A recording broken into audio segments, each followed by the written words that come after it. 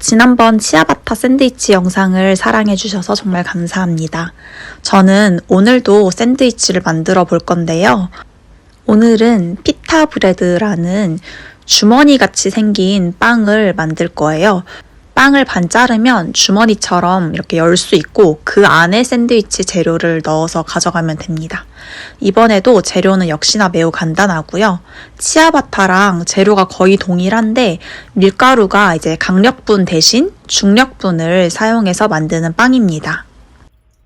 따뜻한 물에 이스트를 넣어서 섞어준 다음 한 5분 정도 이스트가 활성화되기를 기다려주세요.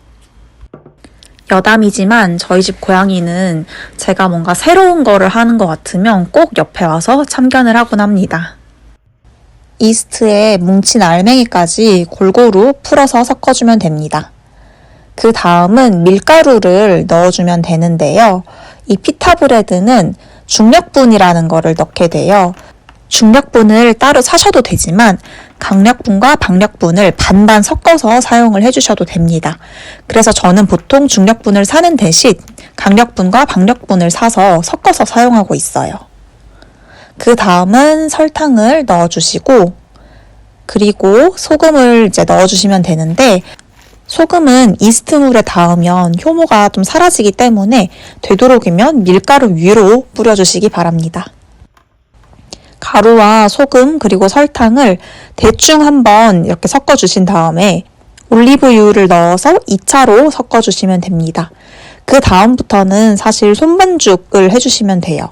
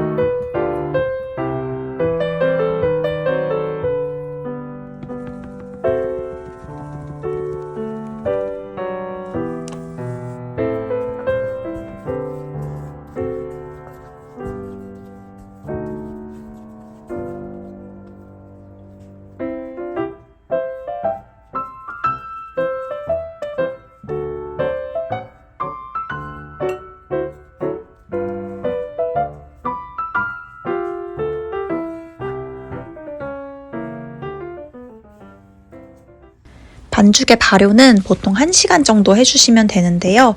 저는 겨울이라 추워서 그런지 총 1시간 반 정도 발효를 했습니다. 처음 만들었던 반죽의 한 2배 정도 크기가 될 때까지 기다려주시면 돼요.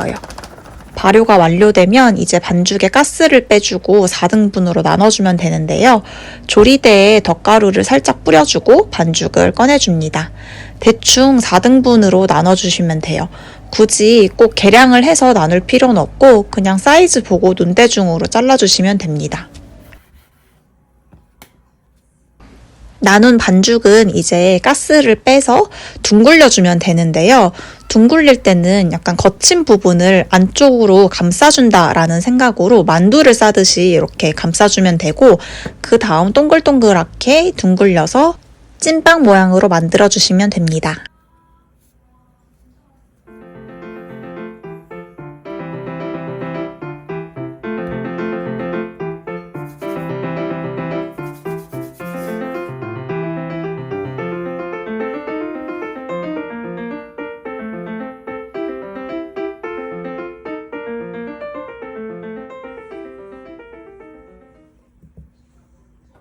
(15분간) 천을 덮어서 휴지시킨 반죽은 이제 마지막으로 성형 작업만 거치면 빵으로 변신을 하게 되는데요. 성형을 하기 위해서는 이 롤러를 준비해 주시면 좋습니다. 롤러로 빵 반죽을 밀어서 동그랗게 만드는 작업을 거치게 됩니다. 모양은 최대한 동그랗게 만드는 게 아무래도 예쁘다 보니까 롤러로 밀 때 이제 한 방향으로만 밀지 말고 반죽을 계속 옆으로 돌려가면서 동그랗게 유지를 해주시면 됩니다. 그리고 너무 세게 밀면 반죽이 바닥에 들러붙을 수 있기 때문에 조리대에는 덧가루를 넉넉히 뿌려주세요. 그리고 먼저 성형이 끝난 반죽은 마를 수 있기 때문에 천으로 덮어가면서 성형을 해주시면 됩니다. 성형이 1차적으로 끝났고요. 완성된 반죽 사이즈는 대략 제 손바닥만한 사이즈로 완성이 됐습니다. 사실 이 정도 사이즈만 돼도 빵을 만들기에는 충분한데요. 저는 조금 더 욕심을 부려서 큰 주머니 샌드위치를 만들고 싶어서 지금 이 손바닥만한 사이즈에서 조금 더 사이즈를 키우기로 했어요. 이 피타브레드는 오븐을 쓰지 않고 후라이팬으로만으로도 구울 수 있는 빵이라고 하는데요. 다른 영상을 보니 중약불로 구워주면 된다고 해서 우선 저도 반죽을 하나 올렸습니다. 근데 아무리 기다려도 그 영상에서 봤던 것처럼 이렇게 부풀어 오르지가 않더라고요. 더 두면 반죽이 탈 것 같아서 일단 꺼냈습니다.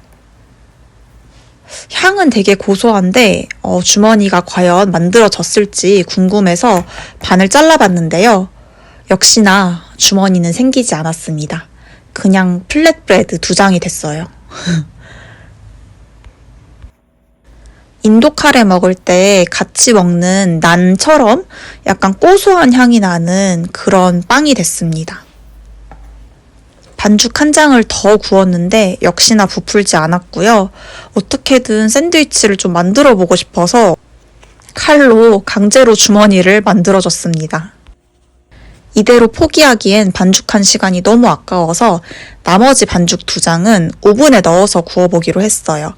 찾아보니 온도의 문제일 수도 있다고 해서 일단 오븐은 230도로 예열을 해서 반죽 2개를 넣었고요.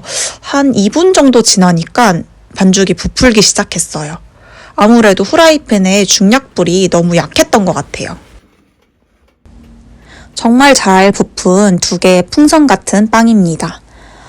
이번 플랫브레드는 진짜 실패하는 줄 알았는데 다행히 오븐으로 예쁘게 구워졌어요. 칼로 강제로 잘랐던 플랫브레드는 진짜 카레에 곁들여 먹어야 될 것 같아요. 성공한 플랫브레드를 반으로 잘라봤는데요. 역시나 진짜 퐁신하고 훨씬 가볍고요. 안에 주머니도 굉장히 넓게 잘 만들어졌어요. 제가 원하는 대로 진짜 왕큰 주머니가 만들어졌고요. 이제 이 안에 샌드위치 재료를 가득가득 채워가지고 내일 도시락으로 싸가면 될 것 같아요. 이번 빵을 굽기 전부터 저는 과카몰리 샌드위치를 만들고 싶었어요. 그래서 냉동해둔 아보카도를 미리 꺼내서 좀 해동을 해뒀고요. 그 다음 양파를 잘게 썰어서 아보카도에 넣어주시고 토마토도 잘게 썰어서 추가로 넣어주시면 됩니다. 집에 있던 방울토마토가 조금 오래돼서 자르니까 약간 지저분해졌어요. 양념으로는 소금, 후추, 레몬즙, 올리브유 이렇게 4가지만 조금씩 넣어서 섞어주시면 됩니다. 정말 쉽죠? 아보카도의 부드러운 맛과 방울토마토, 양파, 그리고 레몬즙의 이런 상콤한 맛이 굉장히 잘 어우러져서 샌드위치랑 특히 잘 어울리는 것 같아요. 샌드위치 빵에 바를 소스는 항상 그렇듯이 마요네즈, 꿀, 그리고 홀그레인 머스터드를 넣어서 섞어주시면 됩니다. 이 달달한 마요네즈 소스는 이제 하도 많이 만들어서 계량 없이 그냥 대충 넣어서 섞어도 맛있게 되는 것 같아요. 샌드위치를 도시락으로 쌌을 때 사실 빵을 그냥 먹으면 조금 건조할 수 있기 때문에 요 샌드위치 소스를 빵 양쪽에 양면에 미리 발라두면 굉장히 촉촉하고 부드러운 샌드위치를 먹을 수 있습니다. 피타브레드 샌드위치 싸는 법은 정말 별게 없고요. 그냥 빵을 열어서 주머니를 열어주시고 그 안에 소스 바르고 상추 넣고 치즈, 햄, 그 다음에 마지막으로 과카몰리를 넣어주시면 끝납니다. 맛있는 과카몰리는 듬뿍듬뿍 채워서 넣어주시고요. 그냥 먹으면 조금 느끼할 수도 있기 때문에 약간 쌉싸름한 루꼴라를 마지막으로 위에 좀 신선하게 채워주시면 완전히 끝납니다. 제가 이 피타브레드 샌드위치는 처음 만들다 보니까 약간 양 조절을 잘못한 것 같아요. 요 반쪽짜리 샌드위치만 먹기에는 양이 좀 부족하고 그렇다고 두 개 다 먹기에는 양이 너무 많고, 그래서 다음부터는 빵을 좀 작게 만들 것 같아요. 피타브레드는 빵 자체가 주머니의 역할을 하기 때문에 매직랩에 쌀 필요 없이 그냥 도시락 통에 담아가면 된다는 장점이 있습니다.